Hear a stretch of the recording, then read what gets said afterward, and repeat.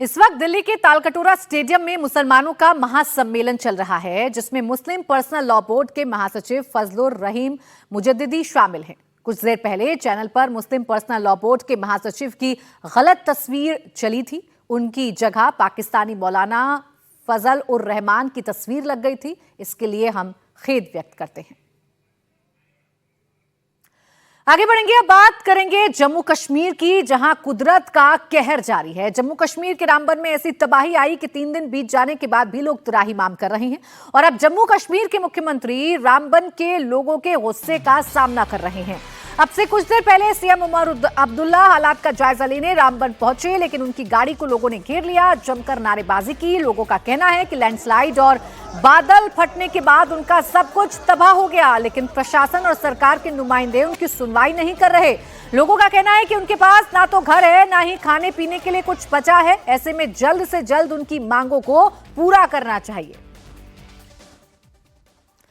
तो देखिए, बारिश की वजह से बादल फटा, लैंडस्लाइड आई, जिसकी वजह से पूरा का पूरा जो मार्केट है वो तबाह हो गया, लोगों के घर तबाह हो गए, जिसके बाद अब लोगों का गुस्सा इस कदर फूट पड़ा है कि जब सीएम हालात का जायजा लेने के लिए पहुंचे तो उनकी गाड़ी का भी घेराव किया गया। आपको जानकारी दे दें कि उमर अब्दुल्ला दूसरे दिन रेस्क्यू ऑपरेशन का जायजा लेने के लिए रामबन पहुंचे। लोग उनसे मदद की गुहार लगा रहे हैं। लोगों का कहना है कि उनका सब कुछ बर्बाद हो चुका है, वो अब सड़क पर आ गए हैं। ऐसे में मुख्यमंत्री को उनके रहने का इंतजाम करना चाहिए। शॉट ले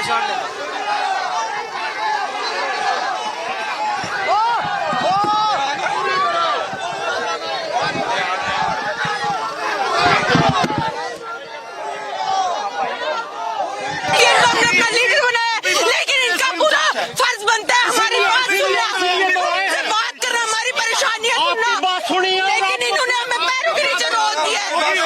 ना पानी है, ना हमारे पास खाने के लिए कुछ है, ना कोई सुन रहा है, ना कोई आ रहा है। हमारे हम घर में नहीं बैठ रहे, हमारा घर पूरा दरिया में चला गया, इतना सैलाब आ रहा है, लेकिन हमें कोई भी हमारे घर के आगे दीवारें डाल के नहीं दे रहे, कोई भी हमें आके कुछ नहीं हेल्प कर रहे। हम 4 दिन से हम घर से बेघर है सर, हम इतना परेशान है सर। सर वो हमारी प्रॉब्लम्स भी नहीं सुन रहे, हमने उनको लीडर बनाया, हमारी वजह से आज वो लीडर है, हमारी वजह से उनको हमने इस मुकाम पे पहुंचाया, हमारी वजह से। अगर वो हमारी प्रॉब्लम्स नहीं सुनेंगे तो हम कहाँ जाएंगे सर, आप खुद सोचो। हालांकि इस विरोध के बीच मुख्यमंत्री ने लोगों से वादा किया कि जल्द ही उनकी सभी प्रॉब्लम्स का समाधान होगा। रेस्क्यू और प्रशासन की टीमें लगातार अपना काम कर रही हैं। ये तीसरा दिन है। 3 दिन में लगातार तीसरी बार इंतजामिया के तरफ से सीनियर जो है मिनिस्टर यहाँ आए। पहले दिन मौके पे 2 एमएलए डिप्टी सीएम साहब के साथ आए, अफसरों के साथ बात हुई, सिलसिला शुरू हुआ। कल मैं खुद श्रीनगर से होते हुए जहाँ गाड़ी रुकी वहाँ से पैदल आके मैंने हालात का मुआयना किया। अब यहाँ से आके चंद्रकोट रुक के मैं यहाँ इस तरफ से देख रहा हूँ। काम में जितनी तेजी लाई जा सकती है लाई जा रही है। मैं एक चीज के लिए आपसे कहूँ, सबसे पहले हमारी प्रायोरिटी थी कि कीमती जानें जो हैं वो ना जाएं, तो मौके से हमने लोगों को निकाला, गाड़ियों से निकाला, घर से निकाला, उनको दूसरी जगह बसाए। ठीक, अब हमारी दूसरी प्रायोरिटी है कि सड़क जो है उसको दोबारा जोड़ दिया जाए, क्योंकि जब तक हम सड़क नहीं जोड़ते तब तक यहाँ पे मटेरियल और ये सारी चीजें लाना हमारे लिए मुश्किल होगा। अब सड़क का हाल आपने खुद देखा, जगह जगह पे हमारे डोजर, ये जो टिपर जो है ये काम कर रहे हैं। अफसरों ने मुझे यकीन दिलाया है कि इनकी पूरी कोशिश है कि 24 घंटे के अंदर अंदर सिंगल ट्रैक पे जो है ये हाईवे जो है खोल पाएंगे। जब हाईवे खुलेगा उसके बाद जो बाकी मलबा है उसको हम उठाने का काम करेंगे। जो यहाँ बीजेपी का उम्मीदवार घूम रहा है सफेद टोपी पहन के, उनसे भी मेरी गुजारिश है कि मेहरबानी करके यहाँ सियासत कम और दिल्ली में जरा सियासत ज्यादा करें। वो जरा दिल्ली बात करके यहाँ के लिए एक खसूसी पैकेज का इंतजाम करें, बड़ी अच्छी बात होगी। मुख्यमंत्री भरोसा दिला रहे हैं, लेकिन इसके बावजूद रामबन में लोग इस कदर परेशान क्यों हैं? अगर ये समझना है तो ये तस्वीर आप देखिए।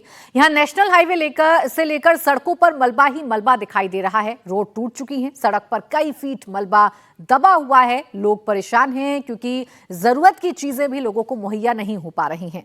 इस वक्त रामबन में सेना के साथ एसडीआरएफ और एनडीआरएफ की टीमें रेस्क्यू में लगी हुई हैं। सड़कों से मलबा हटाने का काम जारी है। नेशनल हाईवे 44 अभी तक ब्लॉक है। उम्मीद जताई जा रही है कि कल तक हाईवे को वन वे के तौर पर खोल दिया जाएगा। जम्मू कश्मीर में रामबन में जिस तरीके से बादल फटा, उसके बाद जगह जगह लैंडस्लाइड हुई। हाईवे पर अभी भी मलबा हटाने का काम चल रहा है। श्रीनगर हाईवे पूरी तरीके से कट गया है। पहले मलबा हटाया जा रहा है और उसके बाद हाईवे को वापस सही किया जाएगा, मरम्मत की जाएगी। जेसीबी मशीन और जो डंपर हैं उनके सहारे मलबा लगातार हटाया जा रहा है।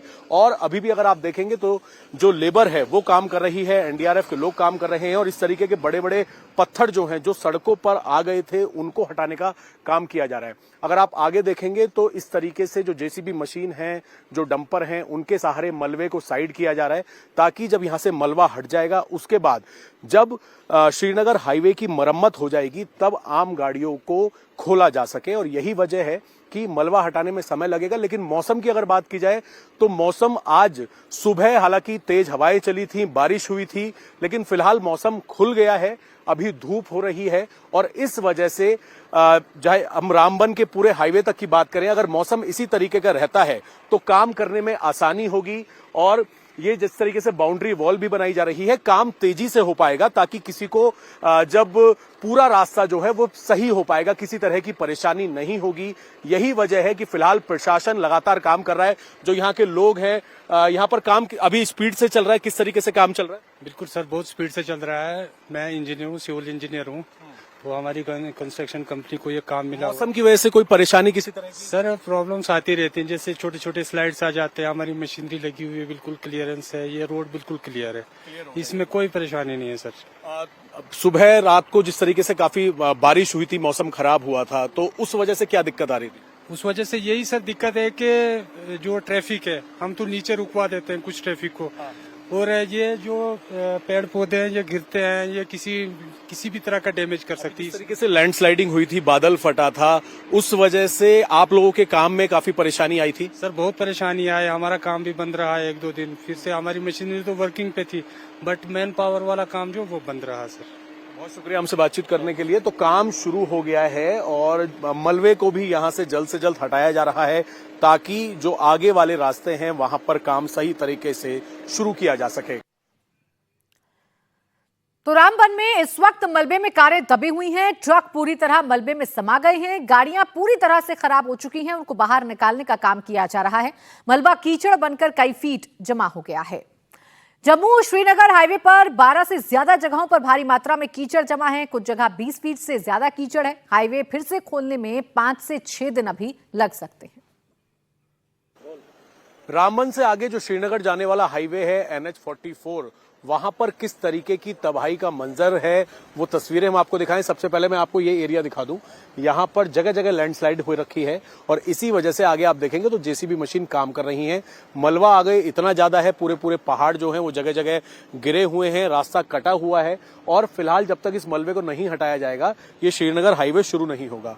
नीचे आप देखेंगे जब ऊपर से मलबा आया शनिवार देर रात, जब बहुत बादल यहाँ पर फटे, एक के बाद एक बादल फटे, उसके बाद जो नीचे कुछ गाड़ियां खड़ी हुई थी, वो बड़े डंपर आप देख रहे हैं, डंपर नीचे कुछ काम चल रहा था।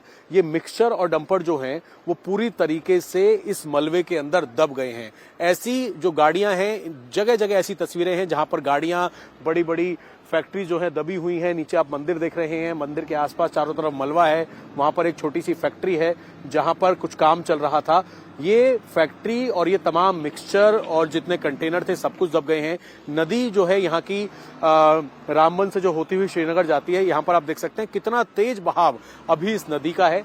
हालांकि प्रशासन कोशिश ये कर रहा है कि जिस हाईवे पे इस वक्त हम मौजूद हैं, इस हाईवे को कम से कम, ये 4 लेन हाईवे है, दूसरी वो लेन है, आगे और लेन है, लेकिन कम से कम सिंगल इस लाइन को खोला जा सके, ये कोशिश की जा रही है। और इसका सबसे बड़ी चुनौती मौसम की है। अगर मौसम खुला रहता है तो जल्द से जल्द जहां पर मलबा है, जैसा कि अगर मैं आपको आगे की तस्वीरें दिखाऊंगा तो जितनी क्रेन जेसीबी यहां पर लगी हुई हैं उनके जरिए मलबे को एक लेन से हटा के दूसरी तरफ डाला जा रहा है, ताकि कम से कम सिंगल रास्ता जो है उसको यातायात के लिए खोला जा सके।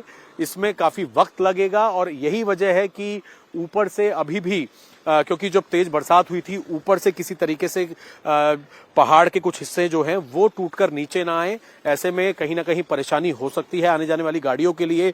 जगह जगह मलबा है, रास्ते कटे हुए हैं, तो जब तक पूरा ये ऑपरेशन नहीं हो जाता, जब तक मलबे को साइड नहीं कर दिया जाता, तब तक इस हाईवे को फिलहाल बंद रखा गया है। हालांकि प्रशासन कोशिश ये कर रहा है, ये देखिए पूरा पहाड़ जो है नीचे की तरफ से पूरा धंस गया है। ये जो सामने ये जो ग्रिल है, ग्रिल पूरी तरीके से उखड़ चुकी है और नीचे जो है अगर आप देखेंगे तो वहां पर एक मंदिर है, पीछे जितनी गाड़ियां थी वो इस सब मलबे की चपेट में आ गई थी। तो फिलहाल ऑपरेशन लगातार जारी है और जितने बड़े अधिकारी हैं, चाहे हम यहाँ के डीसी की बात करें, एसएसपी की बात करें, सब लगातार जायजा ले रहे हैं। जो सीएम है वो भी यहाँ पर पहुंचेंगे और यहाँ पर पूरी तरीके से प्रशासनिक अधिकारी किस तरीके से इस ऑपरेशन को अंजाम दे रहे हैं उसकी खबर ली जा रही है, ताकि इस हाईवे को, क्योंकि अब आप सोचिए रामबन से श्रीनगर का जो मेन हाईवे है वो फिलहाल इस मलबे की वजह से बंद है। तो पहली प्रायोरिटी ये है कि अब इस मलबे को यहां से हटाया जाए ताकि इस हाईवे को दोबारा से शुरू किया जा सके। रामबन के धर्मकुंड इलाके में सबसे ज्यादा तबाही हुई। यहां घरों, मकानों से लेकर मंदिरों को भी नुकसान हुआ है। चारों तरफ तबाही का मंजर देखने को मिल रहा है। तस्वीर भी आपके सामने है। जहां तलक आपकी नजर जाएगी, टूटे फूटे मकान, मलबा, पत्थर गिरे हुए नजर आएंगे। रामबन में बहुत लोगों को शेल्टर होम में रखा गया है। यहीं उनका बचा कुचा सामान रखा हुआ है और खाने पीने का जो इंतजाम है वो इन शेल्टर होम्स में किया गया है, क्योंकि लोग अपना घर छोड़ने के लिए मजबूर हो गए थे। एक तरफ जम्मू कश्मीर में पानी ने भारी तबाही मचाई है, तो दूसरी तरफ मध्य प्रदेश और महाराष्ट्र में लोगों को पीने के पानी की समस्या हो रही है। मयस्सर नहीं हो पा रहा है पीने का पानी। महाराष्ट्र की बात करें तो यहाँ जल संकट गहरा गया है। 16 जिले पानी की कमी से जूझ रहे हैं। भीषण गर्मी से कुएं और तालाब सूख गए हैं। लोगों को टैंकर्स के जरिए पानी की सप्लाई की जा रही है, लेकिन वो इतना महंगा है कि गरीब लोग इसे खरीद नहीं पा रहे। नासिक के कई गांवों में पानी की कमी से लोग परेशान हो गए हैं। यवतमाल और नासिक की तस्वीरें आप देखिए। यहां महिलाएं कई किलोमीटर चलकर दूसरे गांव पानी लेने जाती हैं और फिर भी दिन भर के पानी का इंतजाम वो नहीं कर पा रही हैं। जैसे जैसे पारा बढ़ रहा है वैसे वैसे पानी की जो समस्या है वो अब आम लोगों के सामने घेर आ गई है।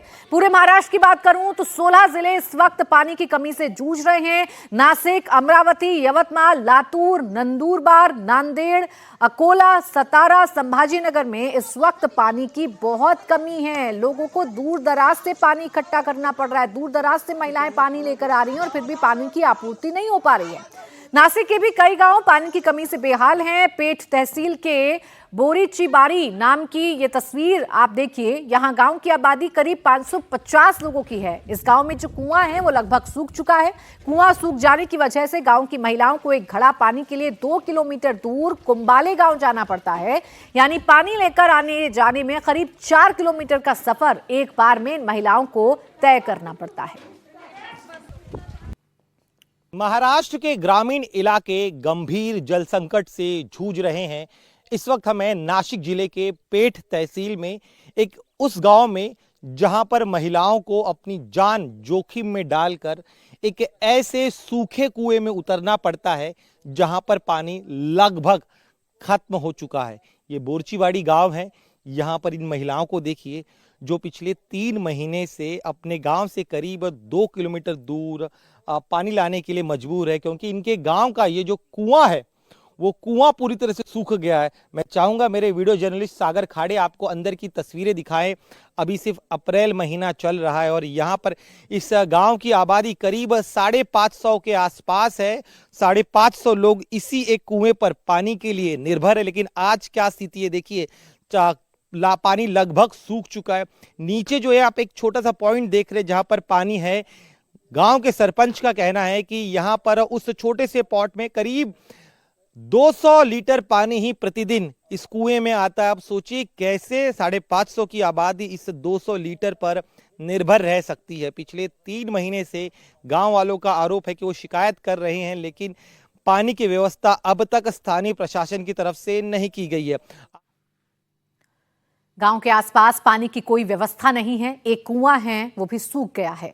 टैंकर से 60 रुपए में 200 लीटर पानी मिलता है, लेकिन जो गरीब हैं उनके पास पैसे नहीं, वो मजबूरी में पानी के लिए 2 किलोमीटर का सफर तय कर जाते हैं।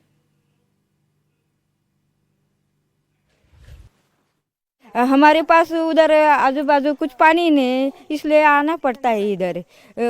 कई लोगों के पैसा रहता है तो लेता है, गरीब रहता है तो उनका पैसा नहीं तो इधर ही आता है। मुझे 200 लीटर जो पानी है 60 रुपए विकत हमारी महिला लेते हैं। जब हम लड़के देखने जाते तब हमको जब वो लड़के वाले बोलते हैं ना तुम्हारे गांव में पानी नहीं, तो कैसे दे सकते हम, हमारी लड़की तो इतने दूर से नहीं पानी ले आ सकते, ऐसे ही बोलते हैं सब लोग। क्या आपके माता पिता उन्हें कन्विंस करने का प्रयास नहीं करते कि पानी की व्यवस्था हो जाएगी? बहुत किया है, 2-3 साल से हम देखते हैं, लड़की देखने जा रहे, लेकिन ऐसे पानी के वजह से नहीं बोलते।